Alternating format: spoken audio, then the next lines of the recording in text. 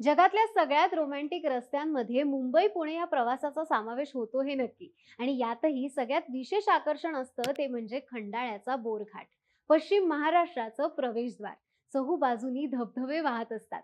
विविध बोगदे आणि पूल ओलांडले की कोकणचं सौंदर्य आणि सह्याद्रीचा राकटपणा यातून वाट काढत मुंबई पुणे हा महामार्ग रेल्वे मार्ग जातो. अशा या रोमॅन्टिक खंडाळ्याच्या घाटाच्या निर्माणात मात्र एका स्वातंत्र्य सैनिकाचं बलिदान कारणीभूत ठरलंय आणि शिंगरोबा धनगर त्यांचं नाव.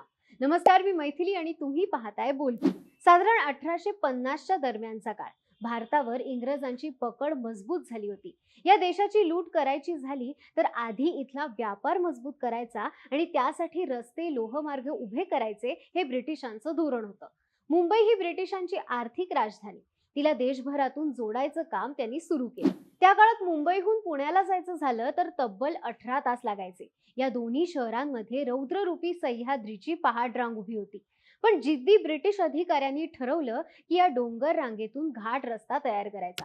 साधारण 1853 साली भारतातली पहिली रेल्वे मुंबई ठाण्याच्या दरम्यान धावली. तिला पुण्यापर्यंत नेण्याची महत्वाकांक्षी योजना आखण्यात आली.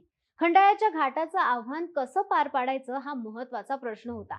त्यासाठी एक खास कमिटी नेमण्यात आली आणि तरुण तडफदार इंग्रज अधिकारी घाटाचा मार्ग शोधण्याच्या मोहिमेवर निघाले. खंडाळा पळसदरी इथल्या डोंगर दऱ्या तुडवत ही इंग्रजांची कमिटी मार्ग मार्ग शोधू लागली. अनेक दिवस उलटले. प्रचंड मेहनत घेऊन, अनेक खस्ता खाऊन सुद्धा त्यांना काही केल्या योग्य रस्ता सापडत नव्हता.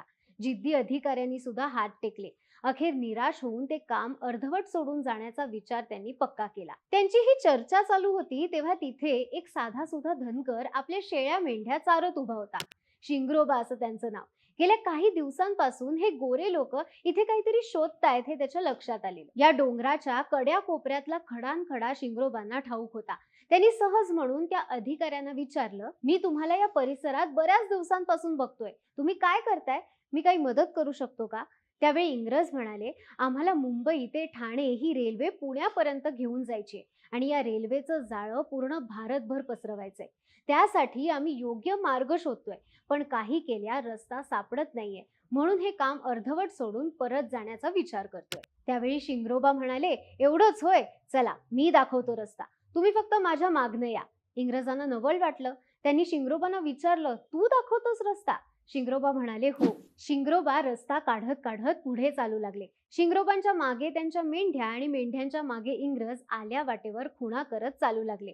असं करता करता अख्खा डोंगर पार झाला आणि शिंगरोबांनी घाट पार करायला इंग्रजांना सोपा मार्ग दाखवून दिला. मार्ग सापडल्याचा इंग्रज कमिटीला प्रचंड आनंद झाला. ते शिंगरोबांना म्हणाले, आम्ही तुझ्यावर जाम खुश आहोत. तुला काय पाहिजे असेल ते माग, आम्ही तुला ते देऊ. त्यावेळी शिंगरोबा त्यांना म्हणाले, मी धनाने धनगर आहे. तुम्हाला मला जर काही द्यायचंच असेल तर माझ्या देशाला स्वातंत्र्य द्या. स्वातंत्र्य द्या असे शब्द कानी पडताच क्रूर इंग्रजांनी बंदुकीची गोळी घालून शिंगरोबांचा घात केला. पण शिंगरोबांचं हे बलिदान व्यर्थ गेलं नाही. त्यांनी दाखवलेल्या मार्गावर खंडाळ्याचा बोरघाट उभा राहिला. मुंबईला इतर महाराष्ट्राशी जोडण्यात या घाटाने महत्वाची कामगिरी पार पाडली. रोज हजारो वाहनं, रेल्वे गाड्या बोरघाटातूनच प्रवास करतात आणि याचं सगळं श्रेय शिंगरोबा धनगरांच्या हौतात्म्याला जातं. ज्या जागेवर इंग्रजांनी धोकाधडी करून शिंगरोबांना ठार मारलं, त्या जागेवर घाटात वीर शिंगरोबांच्या स्मरणार्थ आज एक छोटुकलं देऊळ उभंय. घाटातून प्रवास करणारे ड्रायव्हर, प्रवासी आपली वाहनं क्षणभर थांबवून शिंगरोबाला वंदन करूनच पुढे जातात आणि आजही ही प्रथा पाळली जाते. शिंगरोबा धनगर या थोर हुतात्म्याची ही स्टोरी तुम्हाला कशी वाटली ते कमेंट करून नक्की सांगा. आणि अशाच इतिहासातल्या गोष्टी पाहण्यासाठी बोलभिडूच्या YouTube चॅनलला सबस्क्राईब करायला विसरू नका.